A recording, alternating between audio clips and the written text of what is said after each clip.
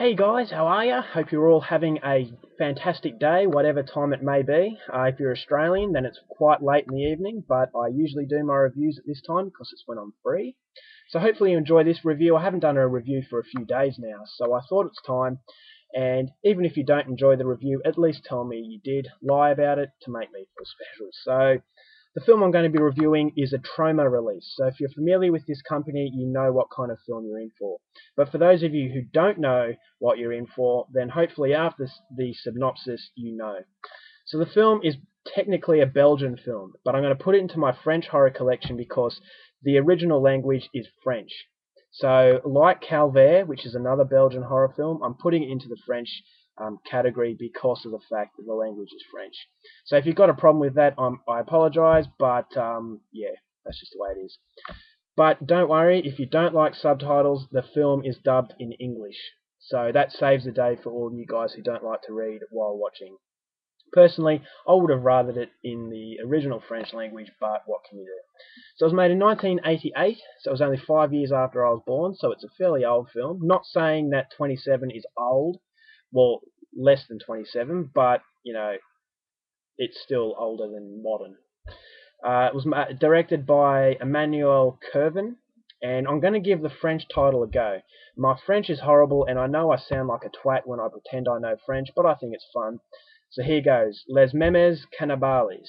So, you know, I'm sure that you have no idea what the movie is. So the more familiar title is the English title, and that is Rabid Grannies. So Rabid Grannies is about two very small, innocent, sweet grannies. And they're having a birthday party. So they own this massive mansion, and they've invited their family members around. So the family are at the dinner table, they're singing happy birthday, they're cutting the cake, and they get to the presents. Now the grannies are very thankful for all the presents, it's just the usual stuff that you'd give a granny. And then they come across a mysterious package from someone who is considered a bit of a black sheep of the family. So he couldn't make it, but he was kind enough to send this gift. So I have no idea what it is. The grannies open it, and it's this mysterious box. And when the grannies open this box, a fog comes out of it and engulfs both of these grannies. And it basically turns them into ghouls. So these grannies turn into rabid grannies, and they end up pretty much devouring their family members. So the surviving family members have to escape, and they're trapped inside this mansion, and to survive the night they're going to have to escape this mansion somehow, otherwise they're going to fall prey to the rabid grannies. So whether or not they succeed, that's something that I'm going to leave you to find out for yourself, because that's as far as I'm going to go with the synopsis. Now my thoughts on the film. You see the cover art, you see the title. If you need more evidence that this is a horror comedy, then you need an uppercut, because I really can't get too much more obvious than that. It's not a film to be taken seriously, and straight from the first scene you know exactly what you're in for. And that's why the film works so well, is because it doesn't pretend to be anything that it's not. The picture quality is poor, the acting is horrendous, the dubbing is deplorable, but that's what makes it so good. It's got a certain level of charm because of its ridiculous kind of approach. And I think the director really succeeded in making a very good horror comedy here. If you like films such as Brain Dead, you'll really enjoy this one. Now, it is obviously a different sort of storyline, but when I watched this film, it was very reminiscent of the atmosphere and the mood of Brain Dead. So if that's your kind of thing, then this one will definitely interest you. The characters were greatly exaggerated. There's no character development, but the film does not rely on character development because all it is cannon fodder for these grannies to devour.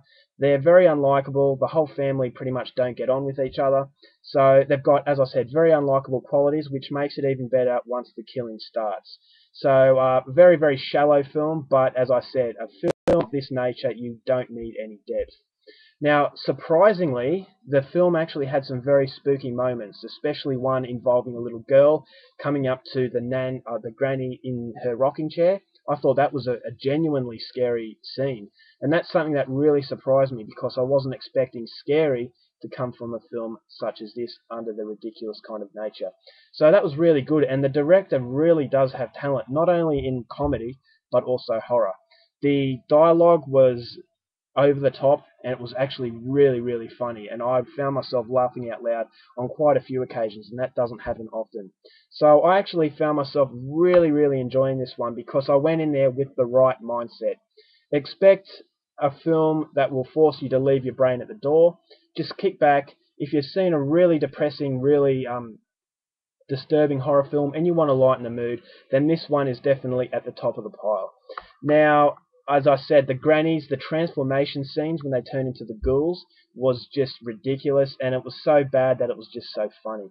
And, you know, I really, really like that. I haven't seen a film this fun in a very long time, and a film that just does not take itself seriously. Now, the gore was very, very good. Unfortunately, the biggest negative of this film had nothing to do with the actual film itself. It had something to do with Troma. Now, Troma are responsible for the majority of the releases worldwide, and for some reason they've disrespected the film by cutting out most of the gore. Now, there are still a few gore scenes here and there that are impressive, but I've seen the deleted gore scenes and they were fantastic, and I just cannot believe that Troma completely butchered the gore out of it, because the gore was the strong point. It was the main, it was the centerpiece of the film. And apparently it was at the request of the director. I find that very hard to believe, because if I made a film like this with very good practical gore effects, I would certainly want them in. And if that was included, you know, there are deleted scenes where you can actually watch the gory scenes. If they were included in the main piece, then this would have been a classic in the horror comedy genre. But unfortunately, this release in particular, it really did hurt it because of those gore, the exclusion of all these gore scenes, which is just really baffling. I have no idea why Troma did it, but they did, so you can't really, you know, I can't do anything about it. But if you can get an uncut copy, then I think that the enjoyment levels would be twice as much. Having said that, I would still recommend you pick up this release. It was very cheap here in Australia, only $10. Certainly worth it, because the comedy alone is enough to get the enjoyment levels to a respectable level, because you will find yourself laughing a lot, but it's just a real disappointment that the gore was cut out, because it would have been a classic. But unfortunately, you know, very good movie. If you're into horror comedies, this one is essential viewing, but, you know, it could have been so much more had Troma have respected the actual film. So that's my review of Rabid Grannies. Definitely a ridiculous film, but a film with a lot of charm and a lot of comedy value, and one that has a lot of replay value as well. So another very, very good horror comedy. Alright guys, that's my review. I hope you enjoyed it. Until next time, take care of yourselves, and I'll see you later.